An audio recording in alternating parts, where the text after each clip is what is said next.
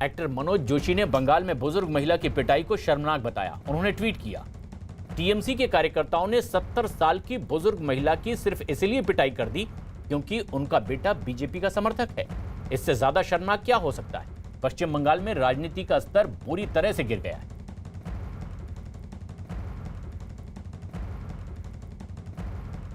बंगाल में बीजेपी की परिवर्तन यात्रा में शामिल होने गए मध्य प्रदेश के मुख्यमंत्री शिवराज सिंह चौहान ने ममता बनर्जी पर हमला करते हुए कहा कि टीएमसी का मतलब हो गया है तोड़ो, मारो और काटो। बंगाल की लड़ाई बुआ वर्सेस बेटी के बीच में चल रही है और अब इस चुनावी लड़ाई में मामा की एंट्री भी हो गई है। हमारे साथ है मध्य प्रदेश के मुख्यमंत्री शिवराज सिंह चौहान जी। चौहान जी, बुआ वर्सेस बेटी, इस लड़ाई में मामा कितना बदलाव ला पाएंगे? देखिए, कोई केवल बुआ बेटी की लड़ाई नहीं है, ये तो पश्चिम बंगाल को बचाने की लड़ाई है। तबाह कर दिया पहले कम्युनिस्टों ने किया, बाद में ममता दीदी ने किया, टीएमसी ने किया। टीएमसी का नाम ही हो गया है तोड़ो, मारो, काटो। अजीब परिस्थितियां हैं पश्चिम बंगाल में।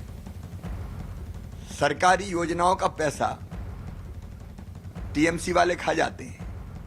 ये चुनाव कटमनी को कट करने का चुनाव है, तोलाबाजी टैक्स खत्म करने का चुनाव है, हिंसा से उबारने का चुनाव है पश्चिम बंगाल को। टीएमसी के हाल तो यह है कि गरीबों का राशन खा जाए, ये तूफान में आपदा राहत के लिए तिरपाल आए तो तिरपाल खा जाए, ये चिटफंड मनी के नाम पे जनता का पैसा खा जाए, ये प्रधानमंत्री किसान सम्मान निधि की राशि किसानों तक पहुंचने ना दें, ये आयुष्मान भारत योजना यहां लागू गरीबों के लिए होने ना दें। ममता दीदी 5 लाख रुपए तक का गरीबों का इलाज अगर हो जाता प्रधानमंत्री जी की योजना से तो आपका क्या बिगड़ जाता? किसानों को 6,000 रुपये मिल जाते, आपका क्या बिगड़ जाता? आपको तो परहेज है जय श्री राम के नारों से भी। राम भारत के अस्तित्व आराध्य और प्राण है। आपको परहेज है सरस्वती पूजा से। आपने बंगाल को बांट दिया हिंदू और मुस्लिम में।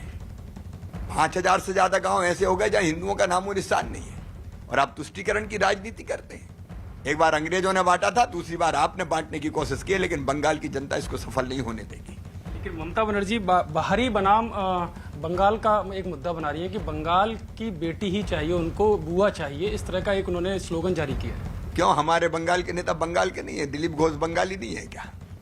अरे, भारतीय जनता पार्टी की तो स्थापना डॉक्टर श्यामा प्रसाद मुखर्जी ने जनसंघ के रूप में की थी। बंगाल की धरती भारत की अत्यंत पवित्र धरती है। यहाँ के मन श्रद्धा आस्था से भर जाता है, और इस धरती ने इतने महापुरुष देश को दिए हैं, क्रांतिवीर दिए हैं, चिंतक और विचारक दिए हैं, दार्शनिक दिए हैं, भक्त दिए हैं। चैतन्य महाप्रभु, स्वामी रामकृष्ण परमहंस, स्वामी विवेकानंद, महर्षि अरविंद घोष, वंदे मातरम का उद्घोष भी इसी पवित्र धरती से हुआ है। इस पवित्र धरती को हम बार बार प्रणाम करते हैं। शिवराज जी, एक बड़ा आरोप और लगा रही है कि जो आप बंगाल बर्बाद करने की बात करें, ममता बनर्जी कह रही है कि रसोई गैस में आग आपकी सरकार ने लगा दी, पेट्रोल डीजल जो कच्चा तेल है वो लगातार कम होता जा रहा है, लेकिन आप लोग महंगाई बढ़ाते जा रहे हैं। अब कोई झूठ बोलना दीदी से सीखे। सारा देश जानता है कि कारण क्या है, लेकिन अगर कहीं किसी को छींक भी आ जाए तो दीदी को तो भारतीय जनता पार्टी दिखती है। ममता बनर्जी के कुछ बोल भी बिगड़ते हुए नजर आ रहे हैं शिवराज जी। उनका कहना है कि जो गुंडे हैं जो वो बंगाल में शासन नहीं कर सकते हैं, गुजरात बंगाल नहीं चलाएगा। अब गुंडागर्दी कौन कर रहा है ये सारा देश जानता है। 300 कार्यकर्ता भारतीय जनता पार्टी के बलिदान हुए। ममता दीदी, 300 कार्यकर्ता हमारे मार दिए गए, केवल इसलिए कि वो भारतीय जनता पार्टी के कार्यकर्ता थे, केवल इसलिए कि वो टीएमसी की गलत नीतियों का विरोध कर रहे थे, केवल इसलिए कि वो लोकतंत्र बचाने के लिए काम कर रहे थे, भ्रष्टाचार के खिलाफ आवाज उठा रहे थे। बंगाल को आपसे खून से रंगा है ममता दीदी, और बंगाल की जनता इसका